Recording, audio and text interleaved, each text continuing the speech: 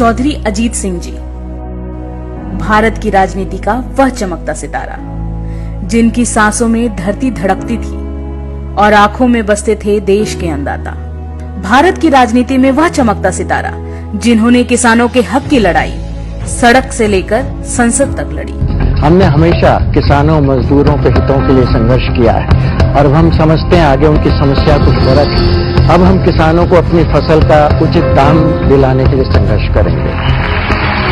मैं मंत्री था, मंत्री होने से मुझे बहुत उपहार आजकल मिलते हैं, लेकिन एक उपहार किसान ने मुझको दिया है,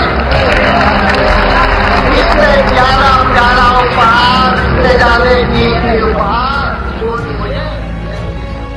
45 वर्षों के बेहतरीन राजनीतिक जीवन में 7 बार सांसद और 4 दफा केंद्रीय मंत्री रहे देश के पहले IITN राजनेता जनता के दुलारे चौधरी अजीत सिंह जी का जन्म मेरठ जिले के भदौला गांव में हुआ था। वे बचपन से ही मेधावी थे। लखनऊ विश्वविद्यालय से BSc की परीक्षा उत्तीर्ण करने के बाद उन्होंने उस समय के सर्वोच्च तकनीकी संस्थान IIT खड़गपुर से electronics and electrical communication engineering में BTech की डिग्री प्राप्त की। 1967 में श्री अजीत सिंह जी उच्च शिक्षा के लिए अमेरिका चले गए, जहां इलिनॉय इंस्टीट्यूट ऑफ टेक्नोलॉजी से MS की डिग्री प्राप्त करने के बाद प्रतिष्ठित कंपनी IBM में कंप्यूटर वैज्ञानिक का पद हासिल किया। भारत में पिता चौधरी चरण सिंह जी की बीमारी के चलते अपने दायित्व को निभाने के लिए स्वदेश वापस लौट आए। भारत की राजनीति में वह दौर आया जिसने अचानक से अजीत सिंह को चौधरी अजीत सिंह बना दिया। राज्यसभा से अपने राजनीति की शुरुआत करने वाले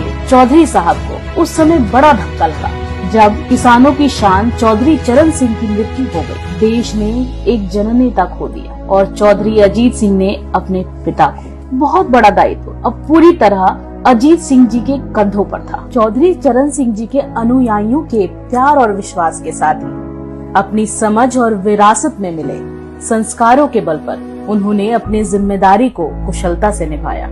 साल 1989 में देश बड़े राजनीतिक घटनाक्रमों से गुजर रहा था। तत्कालीन जनता दल का गठन जनता पार्टी, जन मोर्चा, लोक दल A और लोक दल B के विलय से हुआ था। देश में भ्रष्टाचार के विरुद्ध ऐसी हवा चली कि केंद्र में मौजूदा सरकार का पतन हो गया और विश्वनाथ प्रताप सिंह के नेतृत्व में जनता दल की सरकार बनी। जनता दल की राजनीति में चौधरी अजीत सिंह जी को उद्योग मंत्री बनाया गया। 1991 में चौधरी साहब ने औद्योगिक नीति का ड्राफ्ट तैयार किया। जब देश में आर्थिक संकट आया तब इस औद्योगिक नीति को लागू किया गया। उदारवादी नीति में नए भारत में हुए आर्थिक और औद्योगिक विकास का श्रेय चौधरी साहब को जाता है।